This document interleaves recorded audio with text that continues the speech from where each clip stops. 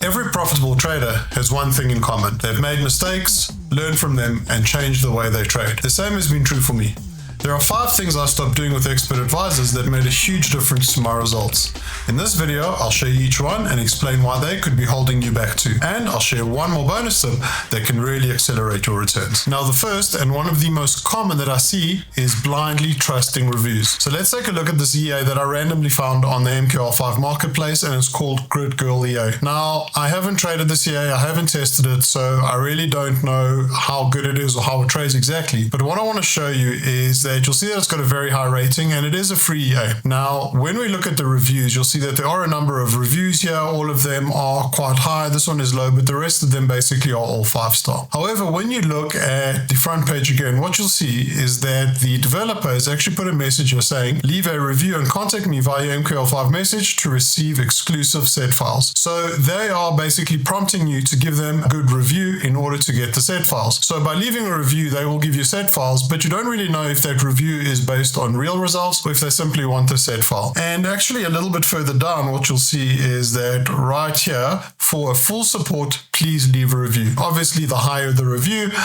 I guess the better the support that you'll get. So before trusting any review, just look at the fine print that is very often on the main page of the EA. Now, the second thing that I stopped doing when I trade an EA and something that made me more profitable is blindly trusting a backtest. For this, I'm going to use another example from the MQL5 marketplace that I found, and this one is called the Scalping Robot Pro. It's got a good review. It's got quite a number of reviews. It is quite an expensive EA. But what I want to show you is that if we look at the backtesting graph that the developer has shared on the website. Now, again, I haven't traded this EA, so I really don't know how good it is. I'm simply pointing out a few things that you should be aware of. You can see that this backtest line looks virtually perfect. It just goes from a small amount right up to like 2.8 million. And this is in the space of about 5 years. So you can see that the backtest runs from 2020 to 2025, and they've got this unbelievable growth with virtually no balance dips whatsoever, and it just keeps climbing up. And it goes up from, let's take a look at the backtest results. You can see that it starts on 3,000, and in the space of 5 years, it gets to 2.7 million. And in that time, it's got an equity drawdown of 24%. Now, this is very clearly an over-optimized strategy, and we're going to get into that very shortly. This is very clearly completely unrealistic results, but they still put this on the page where you can buy the EA, and inexperienced traders will see this and believe that they have found the holy grail, and that if they just invest a little bit of money within a few years, they'll be millionaires. Guys, this is not realistic.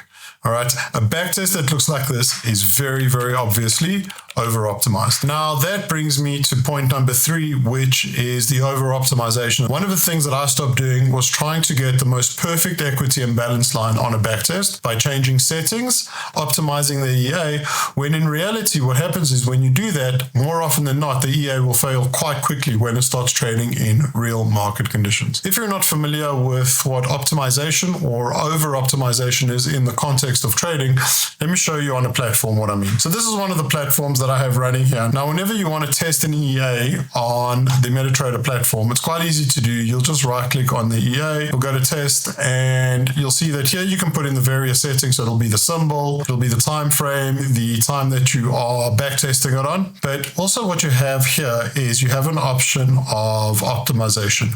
There are a number of options. We usually go with the fast generic based algorithms. And then if you go into the inputs, you'll see that you can change all of these. So you can give it a range. So let's say, for example, let's go with something like, any of these really. Now, each one of these that you change will potentially optimize the strategy. However, if you do too many of them to get this perfect line, that's called over-optimization. I'm going to show you a graphic of that in a little while. But basically what you can see is here, for example, if we go with the Bollinger Bands period, you can actually now set what you want the range to be that you wanted to backtest on. So you can see now it's set between 35 and 350 with a one step in between. So essentially what it'll do is when it backtests, it will now check with the number 35, 36, 37, 38, together with any of the other settings that you have changed. It'll give you the results of all the tests that you ran on your optimization. And you'll see where your highest profit was, where your lowest drawdown was, and many other statistics that you could look at. Again, the problem with this is that while it looks fantastic on a backtest, what actually happens is that it's unrealistic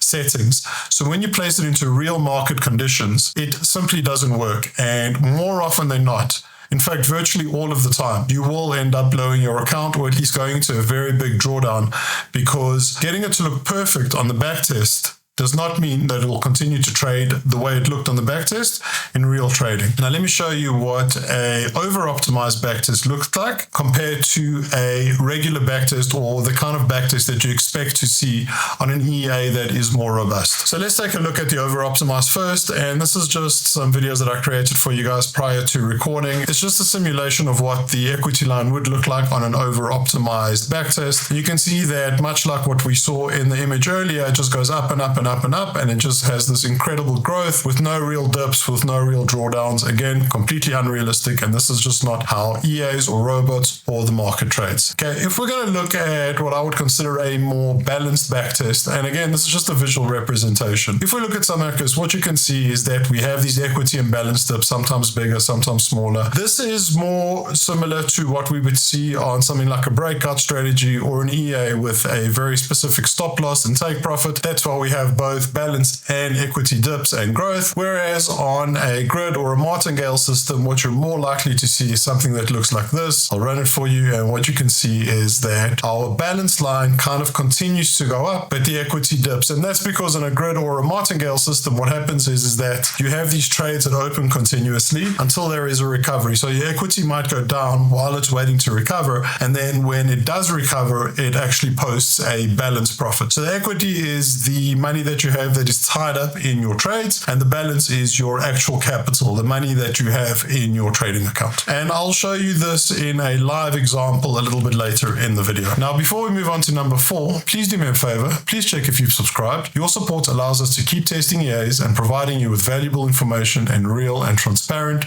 verified results. It's a free one-time action, and all you have to do is click that button.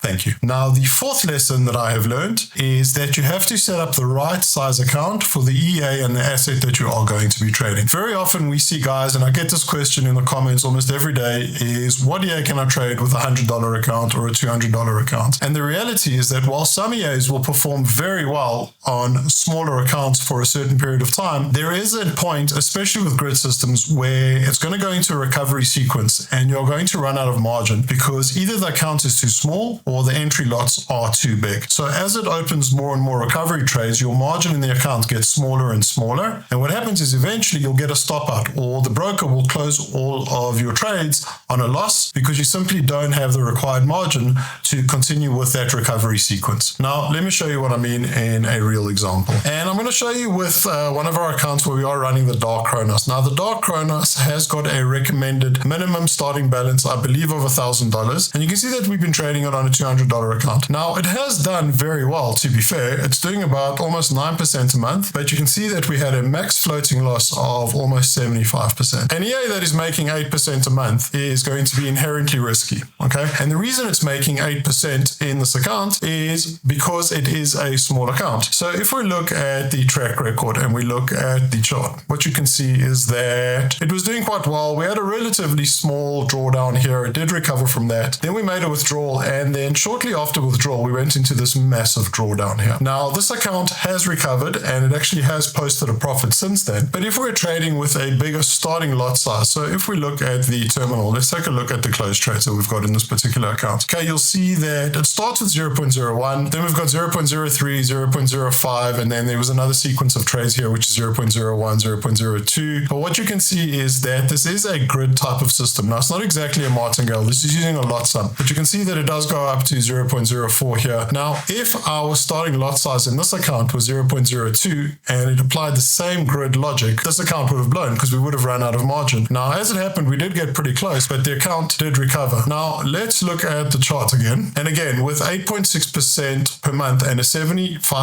drawdown, if we were trading this with the same settings in a $1,000 account, so in an account that was 5 times bigger, our profit would obviously be much less. So it would probably be closer to about 1.5 to 2% per month. However, this drawdown would also be 5 times smaller. So this would be not a completely insignificant drawdown, but there would be no real danger of us running out of margin, where in this case, it could have happened if there was potentially another 1 or 2 recovery trades that opened during this recovery sequence here, we likely would have blown the account. So that is the point, is that in some accounts, you simply need a bigger account to trade the EA that you are going to be trading. So even if you have the best EA in the world, if you have not set it up correctly, if you have not set it up according to the account size that you're trading, and if the account is simply too small, you really do run the risk of blowing the account. Of course, I understand that not everybody has $1,000 or $2,000 or $5,000 to start a live trading account, but there are options available to you, and one of them is iFunds. With iFunds, it is an instant funding platform. Let's say that you wanted to start trading with a 5K account. You could buy a 5K account for $400, so it's less than 10% of the actual account value. For that, there's really only one rule, and that is don't breach your drawdown limit. Now, you can decide what your drawdown limit is,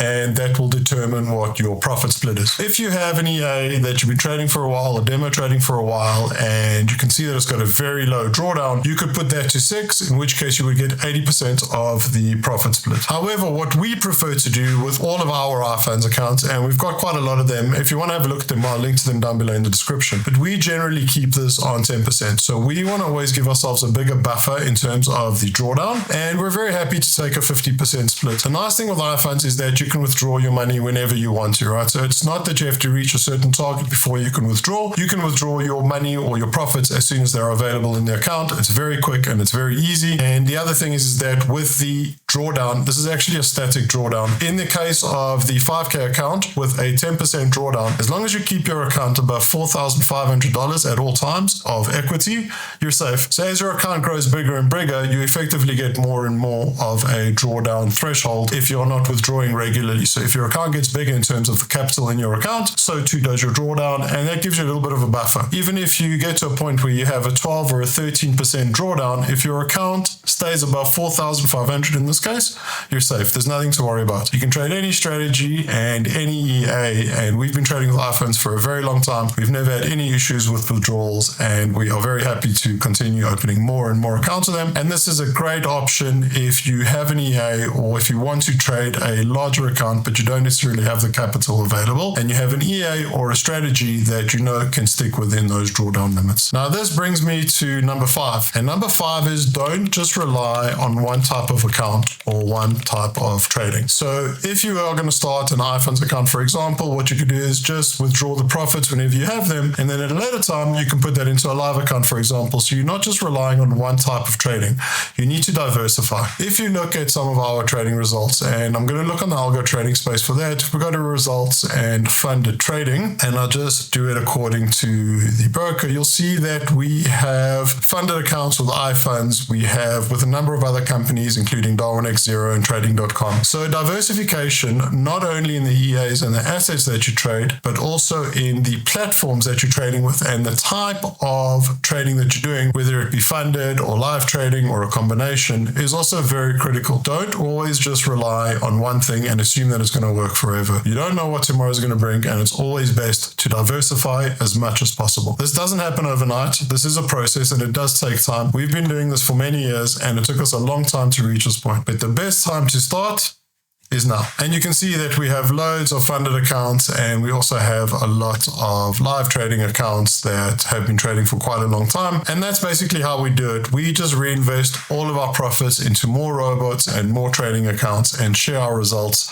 publicly and transparently with you. So we do a lot of the hard work for you so that you don't have to. Everything is here. It's available for you to look at whenever you want to. Now, as promised, I do have one more bonus tip for you, and that ties into what I was just saying, and that is about the portfolios. So trading and controlling your risk is really all about diversification. We don't just rely on one account type or one EA. What we have been focusing more on more recently is putting a number of EAs together into a single portfolio. So we are diversifying the risk by putting different EAs and different assets into a single account. Let's take a look at one. So here are our various portfolio accounts. And again, this is open for you. You can have a look at this whenever you want. I will leave a link to it down below in the description. So let's take a look, for example, at this one here. Now, this is our charity portfolio. If you followed followed Petco's channel, you'll know that this is a portfolio where we donate all of the profits from this account to charity. If we take a look at the track record, we can see that it is doing quite well. Really nothing much to speak of in terms of drawdown. We have already made one withdrawal and the account is growing nicely. If we look at the analysis in this account, we can see that we are trading 4 currency pairs and we are trading 3 EAs. So the Japan strike, the multi-pair, and the Euro stable. So different currency pairs, so they're not correlated. And what I mean by not correlated is that you don't want to trade a portfolio that's made up of only Euro dollar robots, for example, because if there is a turn in the market and if there is a drawdown, all 4 of them will likely go into a drawdown at the same time. So you want to try and have as many uncorrelated assets and uncorrelated strategies as possible in a portfolio. So even if one does take a little bit of a hit,